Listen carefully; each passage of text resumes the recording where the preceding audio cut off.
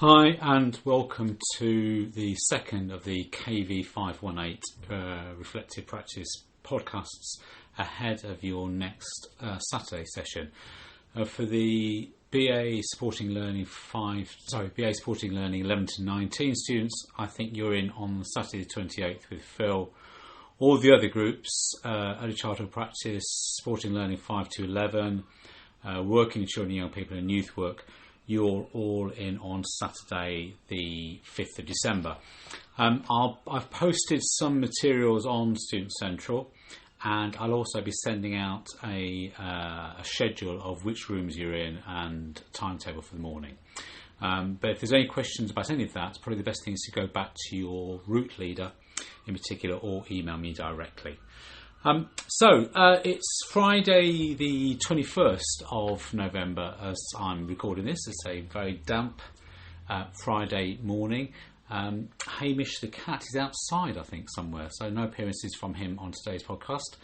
But it's been a bit of a week, and the kind of theme of the podcast anyway today was looking at particular issues of power. And context and environment, which I'll come on to.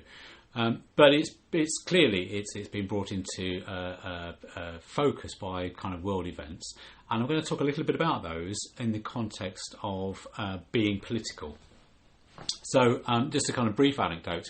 I was out with some friends on I think it was Tuesday evening this week. And one of them was saying, I'm not really very political. And I kind of, in my own way, clumsy way, I sort of said, what do you mean by that? But also, how can you not be political?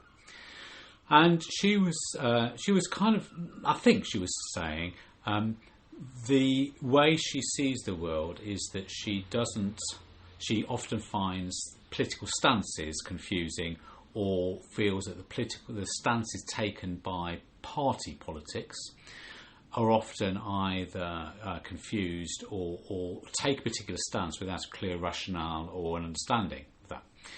So that got us talking even more about what does being political mean, and in particular, what's the nature of power. So I'm going to suggest, in terms of for this podcast, we're using the phrase political to mean understanding and the use of power. So, a couple of then key events for me this week. Obviously, the first one was the Islamic State attacks in Paris on Friday night. And I kind of think back over the last, 20, 30 years, now with television the way it is, actually seeing events unfold quite in kind of in almost real time. Whereas previously, let's go back to the two great wars that we've had over the last 100 years or so, as we call them. The news that we had of events unfolding was very much delayed. Here, with Twitter and live news feeds, we can get news as it's happening. So it's kind of very dramatic to be involved in hearing that and seeing how that's unfolding. The second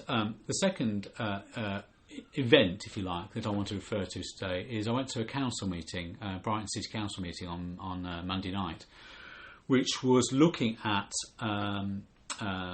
budget cuts and reviews to services, and in particular the way that services for young people, youth services, children's centres and SEN and disability support services were all being subjected to cuts and reorganisation, which ultimately meant a reduction of services.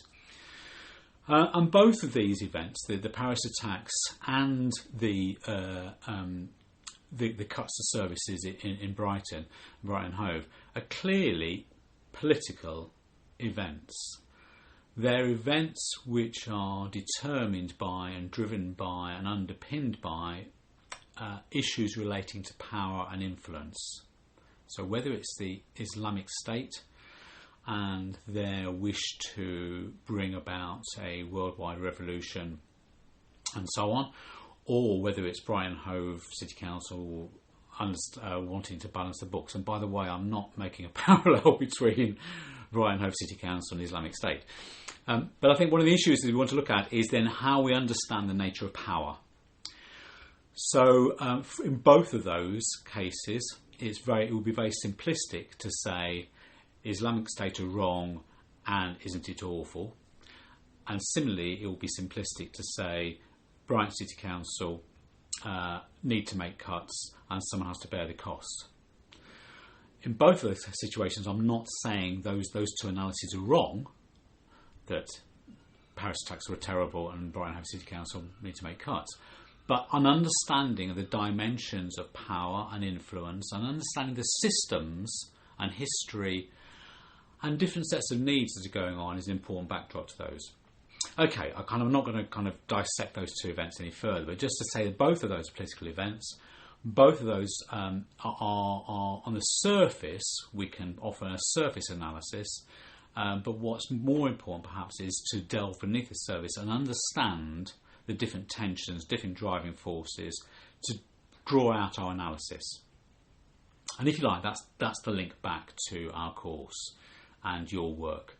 How do we understand the nature of our practice? How do we understand the systems, the competing sets of needs, and understand our role with children and young people in context? So, a bit of theory for you, and I'm guessing this might be a theory that you've come across before, possibly in KV518 last year. Bronfenbrenner's ecological development model. If you want to read up about that, I've put a couple of links on the website. There's a really, really excellent introduction to it in our book, Integrated Working with Children and Young People. So the introduction to that book, which I'm sure we've recommended before, gives an overview of that model and its importance, if you like, in understanding children and young people. But we're going to kind of revisit it now, thinking about issues of power particularly and context. So if you've not come across it before, it's often represented by a set of concentric circles like this. I'm not sure whether you can see that at all, but it's widely available on the internet, and as I say, we've provided an introduction for it in our book. So what Bronfenbrenner suggested or proposed in his theory was that if we're thinking about a child or young person's learning and development, we have to think about that child or young person within the context of their interactions, relationships, and broader systems within their life. So let me give you an example. Let's think about a child, and the child or young person we're thinking about is someone that you're working with. So you're working with them in a children's centre, in a nursery, in a school, in a youth work project, wherever it might be. You're working with that child or that young person. You see them, your interaction with them is based largely within that context. So you have an understanding, a relationship with them, and you see that child or young person in that microsystem, we call it, that microsystem of the immediate environment that you're working in. And that's their relationship with you and their interaction with you in what we call an enduring interaction. So it's sustained and it's over a period of time and it's repeated. So that enduring set of interactions you have with them in that microsystem is your most immediate point of context. But clearly that child or young person lives and interacts and is part of a much wider social system. Perhaps most important or most relevant or most immediate system that they're part of is their family, whatever family context that might take.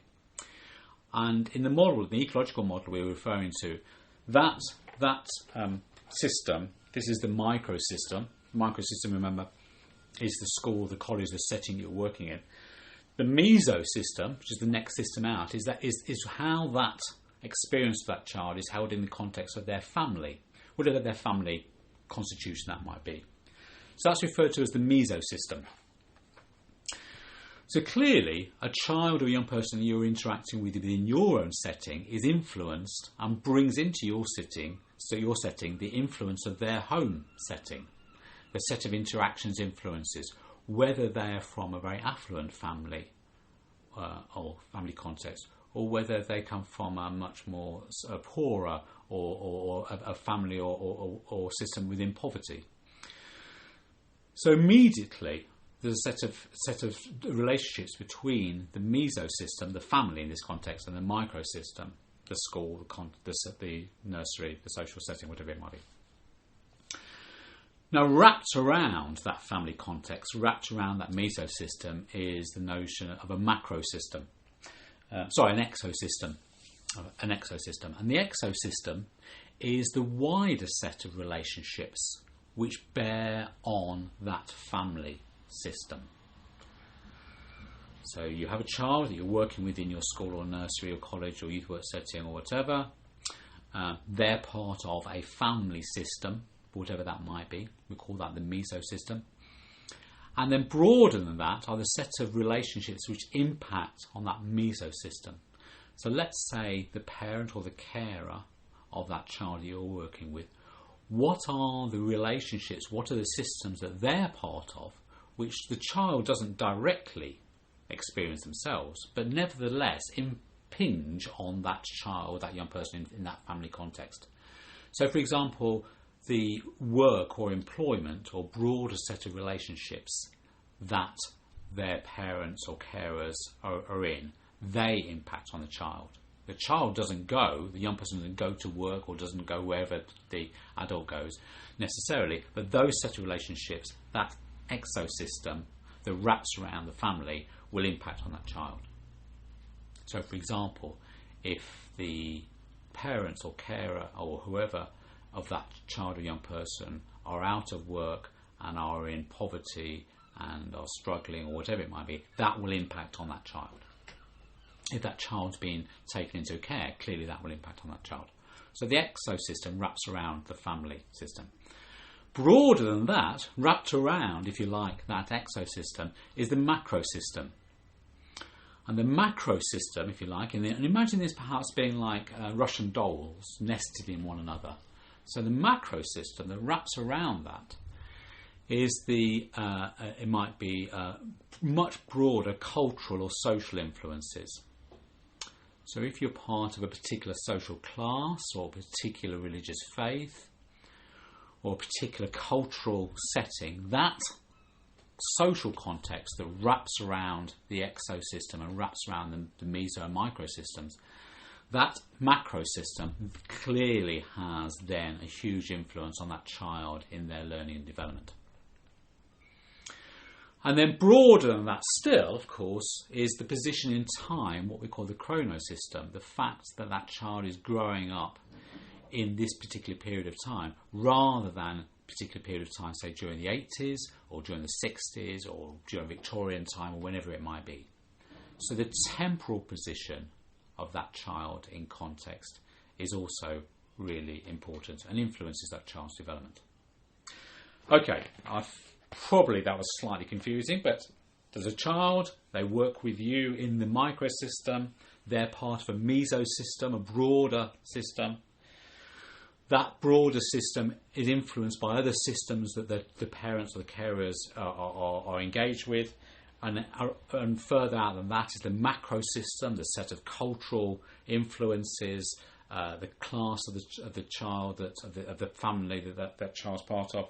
And broader than that is the chronosystem, in a sense, the place in time that child is growing up. Now, why we offer this model as being important is that whenever we are interacting or working with a child or a young person, we have to understand that child or young person in context. But we also have to understand ourselves in context, because our own ecological map, if you like, our own version of this, our microsystem, our mesosystem, our exosystem, all our nested set of systems will be different to the child's or the young person's. So we have to understand the relationship, the ecological map, if you like, of ourselves and the children and young people that we work with. And what this does is it gives us an understanding of how influences and how power operates. So, for instance, the relationship between the child in their family or home or whatever system they're part of, where they're looked after, their home setting, the relationship between that setting and this setting where you work with them, then maybe that might be quite a harmonious relationship, or it might be a relationship in tension. Similarly, the relationship, if you like, between the cultural setting that child or young person is part of, and then the work setting that the context that you're working with them, that may have an influence. So in a sense, when we're working with children and young people, we're not just seeing them in the immediate context we're working with them. We're understanding those layers of influence and those political dimensions. You're probably familiar with the kind of nature versus nurture argument, the sense of, which is most dominant. And some things is proposed, if you like, that nature dominates over nurture, whereas other arguments brought forward that nurture dominates over nature. That nature-nurture argument is in fact, I would say, a very simplistic argument. Whenever we look at a child in development, a child in learning, I think it's very simplistic to say it's either nature or nurture.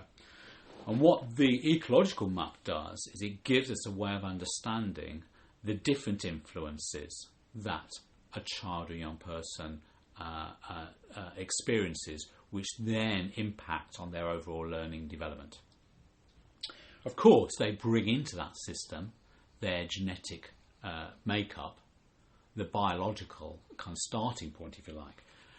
But hopefully you kind of get the sense that what this map does give us is a set of nested systems which gives a way of understanding that child in context. Okay, so the big message from this is we need to understand children and young people in context. We need to understand ourselves in context, both what we bring to our role and then where our role is situated currently. And what that does is at times it can be quite disorientating, because it's a bit like having Google Earth, where you can zoom right in on your house and your street or whatever, or you pull right back and suddenly you lose sight of that particular house or that particular dwelling, and it's lost within the huge big landscape. But if you like, what we're wanting to do in our work is develop the ability to zoom in and zoom out. And if you like, be able to zoom in and have a map of the context laid over on top of it. So we still are able to focus on the relationship we have immediately with that child or young person, the here and now, what are we doing with them in terms of our work. But over the top of that, and in context, we understand the set of dimensions of influences that child or young person experiences, and the set of dimensions and influences that we experience in working with them. So, I think it's pretty much impossible to not be political in our work.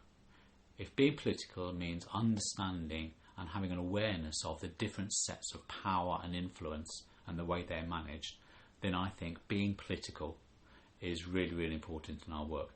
Because what it means is it gives us a way of understanding and nuancing our practice, having an understanding of those political systems. Okay, I hope that's been of interest and has been useful for you. Having perhaps seen this podcast, go back and read about Bronfenbrenner and the work. In the book that we've put together, which is kind of the course book, we've given a short introduction to that model, the ecological model of development.